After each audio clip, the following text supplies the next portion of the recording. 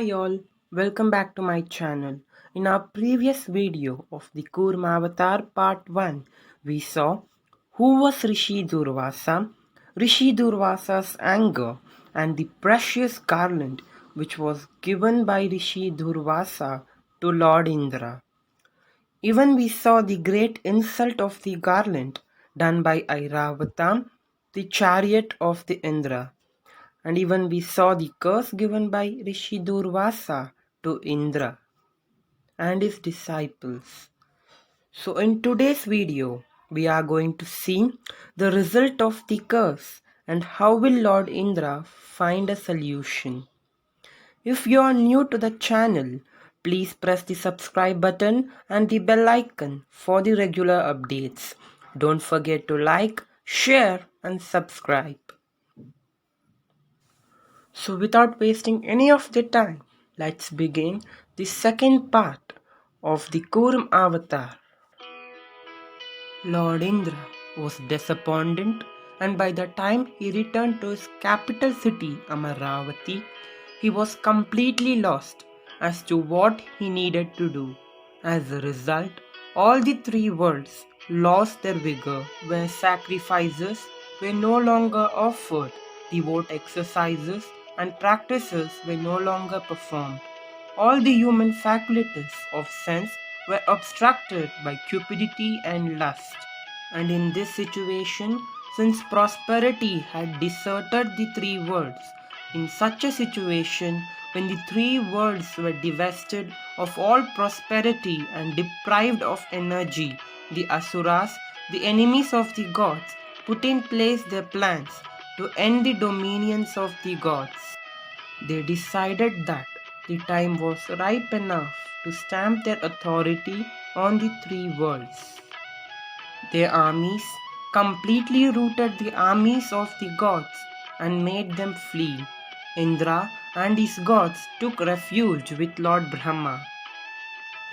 When Lord Brahma heard of all that happened, he suggested Indra to approach Lord Vishnu and accompanied Indra to the northern shore of the Sea of Milk where the protector of all creation resided.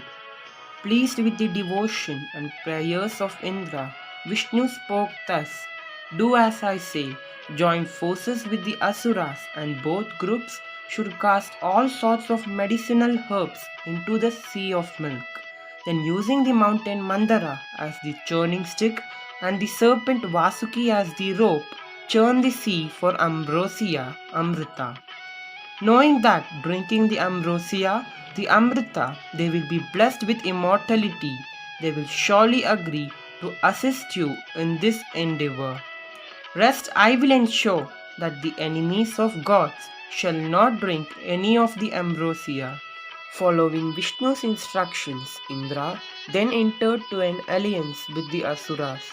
He made a peace with them and promised to share with them an equal measure of the ambrosia, the Amrita. They began the joint undertaking of the churning of the Sea of Milk. They collected various kinds of medicinal herbs and casted them into the sea.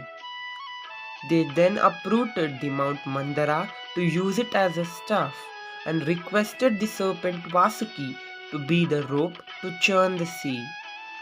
Vishnu had asked the gods to be at the tail end of the serpent and the Asuras to be near the neck and head of the Vasuki.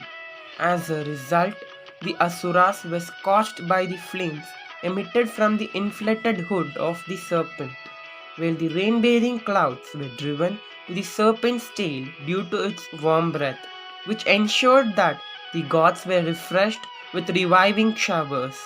Thus, the gods and the Asuras began churning the Sea of Milk with the hope of obtaining the nectar of immortality. However, since the seabed was muddy, Mount Mandara kept sinking into the soft mud, making it almost impossible to churn effectively. So once again, the Devas started praying to Lord Vishnu frantically again. Vishnu took the form of Kurma or the tortoise and held the mountain on his back, acting as a pivot to the mountain. After a while into the churning, Vasuki was unable to get adjusted to the constant churning motion. This made him really sick.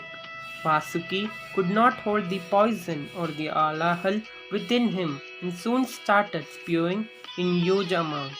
The Asuras, being closest to the head, felt its immediate effect, and one by one they started falling sick.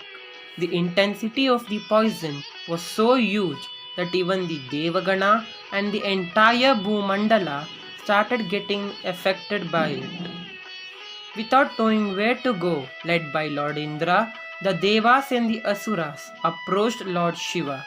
Together they said, "Dear Lord, you are said to be the destroyer of all the sins, adharma, and impurities within and outside in the universe.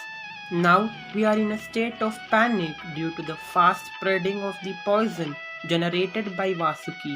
Since he resides in your neck, you must surely know how to contain it. Kindly guide us and ask Vasuki to take all the alahal back, so that the Amrit does not get contaminated by the poison and we can continue churning the ocean."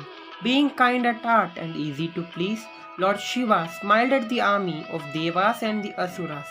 He assured them of his protection, and he immediately appeared where the Samudra Manthan was taking place, and without hesitating for a second, started drinking the poison. After a while, life on the earth gradually returned to normal.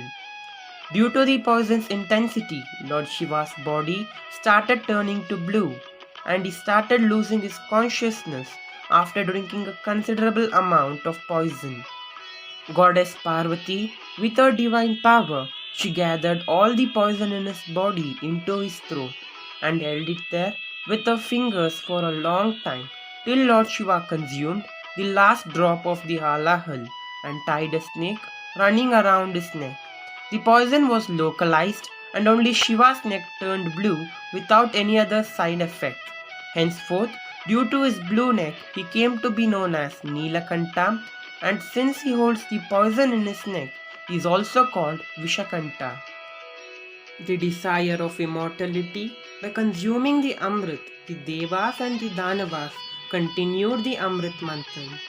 So hereby I end the second part of the KURMA Avatar. In the upcoming part, we are going to see the Ratnas which came out of the churning and Lord Vishnu's Mohini Avatar.